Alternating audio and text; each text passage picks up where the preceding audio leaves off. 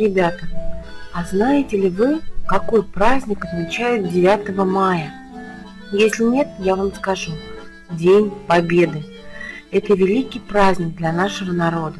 В этот день, много лет назад, мы победили врагов, которые хотели завоевать нашу страну и иметь власть над нашими людьми. Войну начал очень злой дядя. Его звали Адольф Гитлер. Именно он возглавил фашистов. Он отправил к нам войска и технику, которые бомбили и разрушали наши города. А в городе Ленинграде, теперь это Санкт-Петербург, даже была блокада.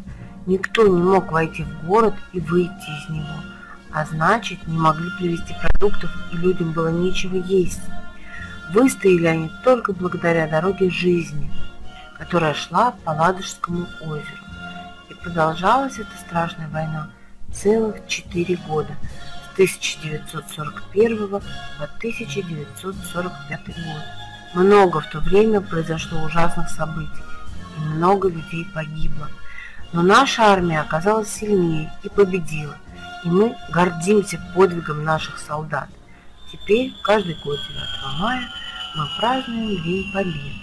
День, когда в тот далекий 45-й год мы разгромили фашистские немецкие войска. День Победы праздник всей страны. Духовая оркестр играет маршаль. День Победы праздник седины наших прадедов и взрослых, кто младше. Даже тех, кто не дал войны, но ее твоего задет был красным. Поздравляем с Днем Победы, мир! Это день для всей России важный. Те молодые люди, почти мальчики и девочки, которые защищали нашу Родину, теперь уже старенькие дедушки и бабушки. Их называют ветераны. Это благодаря им мы сейчас живем без войны. Дорогие ветераны, мир вам ждет патрон зимой. И на всех миллионах чуть ваш подвиг фронтовой. В этот светлый день России оставайтесь в души. Вышнего родные. Дай вам Бог еще пожить. Спасибо героям, спасибо солдатам, что мир подарили.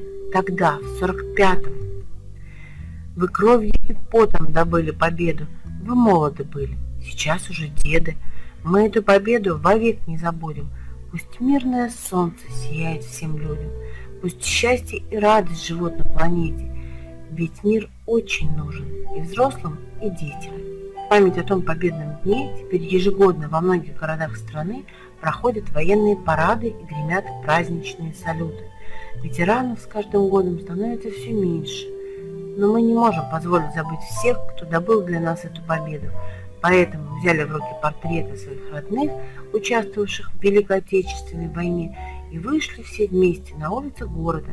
Так сформировался бессмертный полк. Не так давно появилась еще одна традиция. В знак уважения, памяти и солидарности с героическими русскими солдатами, отстоявшими свободу нашей страны в далекие 40-е годы, люди повязывают на одежду георгиевскую ленту.